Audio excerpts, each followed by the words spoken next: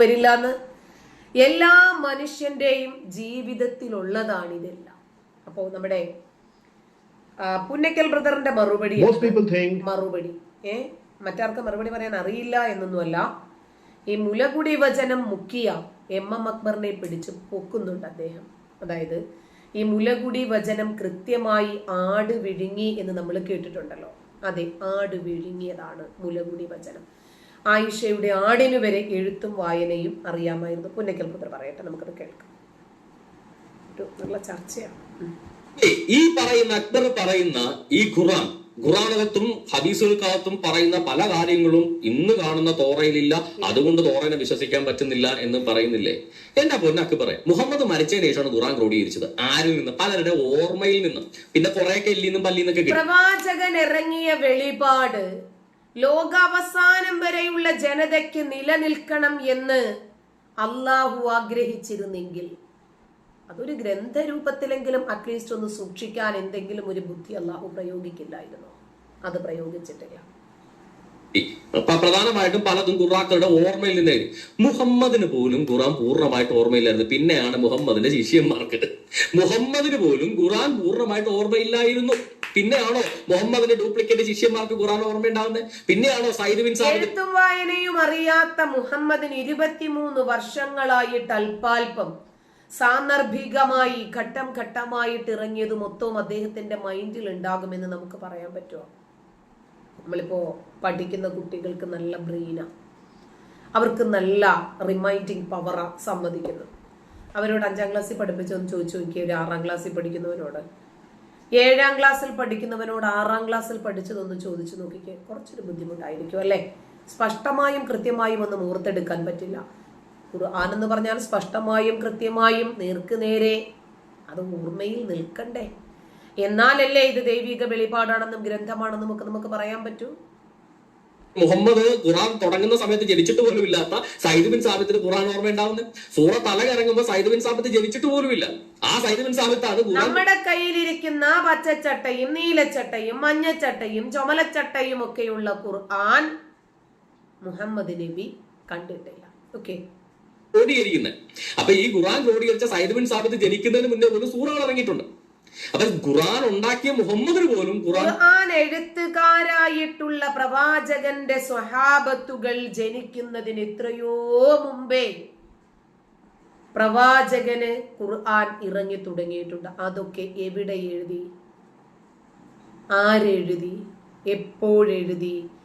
ഖുർആൻ അറിയുന്ന ആളുകളെയൊക്കെ വിളിച്ചുകൂട്ടി ഒരു മൂലയ്ക്ക് കൊണ്ടുവന്ന് ഇരുത്തിയിട്ട്, നീ എന്താ കേട്ടത് നബിയിൽ നിന്ന്? ഞാൻ ഇതാ കേട്ടത്.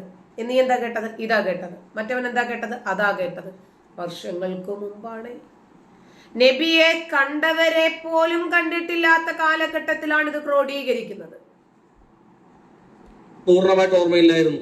അപ്പൊ പിന്നെ സയ്യിദ് ബിൻ സാബിത്ത് അവിടെ നിന്ന് ഇവിടെ നിന്ന് വെട്ടിക്കുട്ടിയെടുത്ത സാധനമായ ഈ ഖുറാൻ എന്ത് ഒറിജിനാലിറ്റി നിങ്ങൾ അവകാശപ്പെടുന്നത്? സഹീഹ് മുസ്ലിമില് ബുക്ക് നമ്പർ 6 ഹദീസ് നമ്പർ 265 ആയിഷ നിവേദനമായിട്ടുള്ള ഹദീസ് ഉണ്ട്, തള്ളാൻ പറ്റില്ല. സഹീഹ. Aisha reported that the messenger of Allah heard a person reciting Quran at night. Aisha പ്രകാരം പറയുന്നു, മുഹമ്മദ് ഒരു ദിവസം രാത്രി ഒരു ആള് ഖുറാൻ പാരായണം ചെയ്യുന്നത് കേട്ടു. കേട്ടപ്പോൾ മുഹമ്മദ് ഇപ്രകാരം അരുളി ചെയ്തു, അള്ളാഹു അവനോട് കരുണ കാണിക്കുമാറാകട്ടെ, അദ്ദേഹം എന്നെ ഓർമ്മിപ്പിച്ചു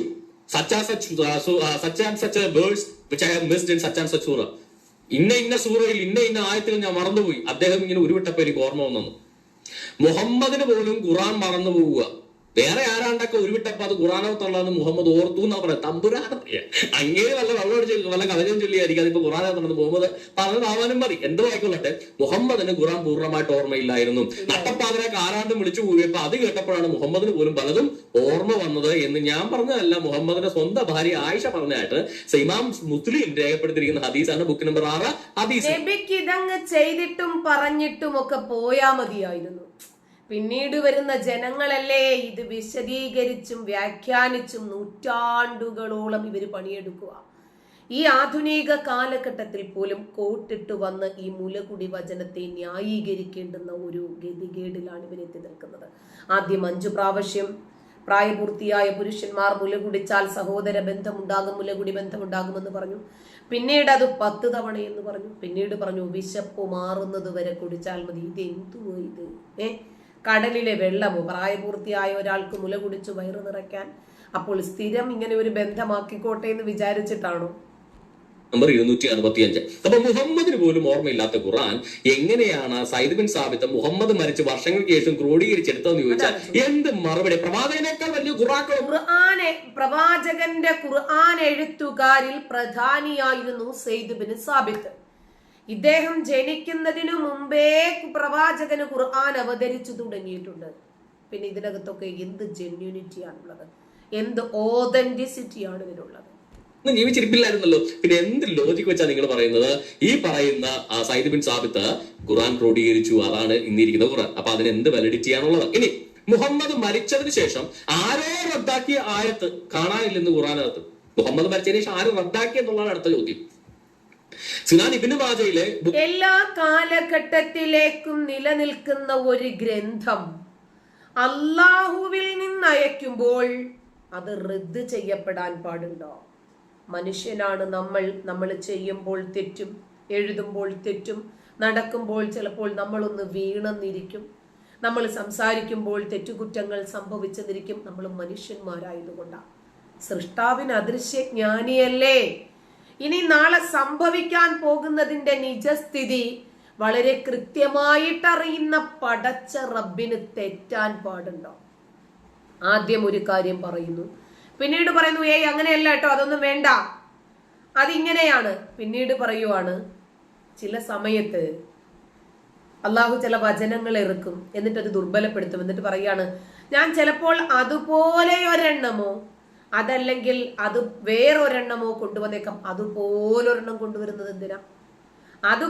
അത് തന്നെ അങ്ങ് നിലനിർത്തിയാ പോരായിരുന്നു? ഒരു ഖുർആൻ വചനം ഇറക്കിയിട്ട് അത് അള്ളാഹു ദുർബലപ്പെടുത്തിയാൽ അതുപോലൊന്ന് കൊണ്ടുവരുന്നത് അള്ളാഹുവിനൊരു ടൈം പാസ് ആണോ? ഖുർആൻ ഇറക്കലും ഇല്ലാതാക്കലും ഒക്കെ. നമ്പർ 9 ഹദീസ് നമ്പർ 100 നരേറ്റഡ് ബൈ ആയിഷ നിവേദനം. വലിയ പുരുഷന്മാർക്ക് 10 പ്രാവശ്യം മുല കൊടുക്കാനുള്ള ആയത്തും കല്ലെറിഞ്ഞു കൊല്ലാനുള്ള ആയത്തും ഖുർആനകത്തുണ്ടായിരുന്നു. ആ എഴുതിയ സംഭവം എന്റെ തലയുടെ അടിയിലായിരുന്നു. മുഹമ്മദ് മരിച്ചപ്പോ ഞങ്ങൾ അതുമായിട്ട് തിരക്കിലായിപ്പോയി. അപ്പൊ ഒരാട് വന്ന് അത് തിന്നു കളഞ്ഞു. സഹീഹ് ഇബ്നു മാജ, സുനൻ ഇബ്നു മാജ, ബുക്ക് നമ്പർ 9 ഹദീസ് നമ്പർ 100. ഹസൻ സഹീഹായ ഹദീസാണ്. അതായത് ഹദീസ് വിശ്വാസയോഗ്യമാണ്. ഏറ്റവും സ്വഹീഹായത് എന്നറിയപ്പെടുന്ന അസ്സിഹാഹു സിത്ത എന്നറിയപ്പെടുന്ന ഗ്രന്ഥങ്ങളിൽ നിന്നുള്ള ഹദീസുകളാണ് ഇതൊക്കെ. ബുഖാരി, മുസ്ലിം, അബൂദാവൂദ്, ഇബ്നു മാജ, തിർമുദി, നസായി 6 ശരിയായിട്ടുള്ള ഹദീസ് ഗ്രന്ഥങ്ങൾ എന്നറിയപ്പെടുന്ന ഗ്രന്ഥങ്ങളിൽ നിന്ന് എടുത്തതുപോലും മുസ്ലിം കമ്മ്യൂണിറ്റിക്ക് അംഗീകരിക്കാൻ കഴിയുന്നില്ലെങ്കിൽ ആ ഗ്രന്ഥത്തിന്റെ കുഴപ്പമാണോ അതോ ഇറക്കിയ പഠിച്ചവന്റെ കുഴപ്പമാണോ? അതല്ല, ഇത് കേട്ടു നിൽക്കുന്ന നമ്മുടെ കുഴപ്പമാണോ? എന്നിട്ട് കൊട്ടേഷൻ എഴുതിയ കാര്യം ഈ ആയത്തിന് ഖുർആനകത്തിൽ ഈ 10 പ്രാവശ്യം വലിയ പുരുഷന്മാർക്ക് മുല കൊടുക്കാനുള്ള ആയത്തും അതുപോലെ തന്നെ ഈ കല്ലെറിഞ്ഞു കൊല്ലാനുള്ള ആയത്തും ഇന്ന് ഖുർആനകത്തില്ല. എങ്ങോ പോയി ആടിന്റെ വയറ്റിൽ പോയി ആട്ടിൻകാട്ടമായിട്ട് എങ്ങോ പോയി. അതല്ലേ സംഭവിച്ചത്. എന്നിട്ട് താഴെ ഇന്ന് ഖുർആനകത്ത് അതില്ലല്ലോ. These verses were abrogated in recitation but not ruling. അള്ളാഹു ഇത് റദ്ദാക്കി, ഉച്ചാരണത്തിൽ റിസൈറ്റ് ചെയ്യുന്നതിൽ ഖുർആൻ ഉദ്ധരിക്കുന്നതിൽ റദ്ദാക്കി, പക്ഷെ നിയമം ഇപ്പോഴും അവിടെ തന്നെ ഉണ്ടെന്ന്. അള്ളാഹു റദ്ദാക്കിയായിരുന്നു എങ്ങനെയാണോ നിയമമാവുന്നത്? അള്ളാഹുവിന് വേണ്ടാഞ്ഞിട്ടാണ് അള്ളാഹു റദ്ദാക്കിയത്. അള്ളാഹു റദ്ദാക്കിയത് അതിനേക്കാൾ പകരം അതിലും ഉത്തമമായതും അതിന് തുല്യമായതും കൊണ്ടുവരുന്നതാണ് സൂറത്ത് ബഖറയിൽ പറയുന്നത്. അങ്ങനെ അള്ളാഹു റദ്ദാക്കിയെങ്കിൽ അള്ളാഹു അതിലും ഉത്തമമായത് കൊണ്ടുവന്നിട്ടുണ്ട്. അങ്ങനെയാണ് പിന്നെ എങ്ങനെയാണ് അതിപ്പോഴും റൂളിംഗിൽ ഉണ്ടാവുന്നത്? അതായത് കല്ലെറിഞ്ഞു കൊല്ലുന്ന ഖുർആൻ വചനം പോയി, പക്ഷേ ആ നിയമം അവിടെ നിൽപ്പുണ്ടെന്ന്. ഇതാരോടാണ് ഇവർ ഈ പറയുന്നത്? ഇവരുടെ മുമ്പിലിരിക്കുന്ന വിശ്വാസികളെ ഇവർ പറഞ്ഞു പറ്റിക്കുമല്ലോ. ഇത്ര കാലം ഈ മതം പറഞ്ഞ് ഇവർ പറ്റിക്കും. ഈ